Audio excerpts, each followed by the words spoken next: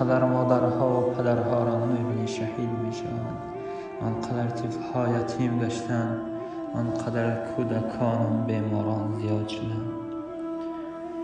یا الله به فریاد آن کودکها برس، یا الله به فریاد آن مظلومین فلسطین برس. یا الله آن کودکی خورده است، همه عائله را از دست داده است، مادر پدر و همه عائله را از دست داده است، همه از دنیا گذشتند. یا الله تنها به خاطر تو دست بالا میکنند، تنها به خاطر تو یا الله دست را بالا میکنند، یا ربی میگوید گریه میکنند. یا الله به داد آنها برس، یا الله به داد ما امتان محمد برس. یا الله ما خوردیم آنها گشنه گشتند، یا الله ما آب نوشیدیم آنها تشنه گشتند، یا الله ما پوشیدیم آنها خنک خوردن بیمار شدند.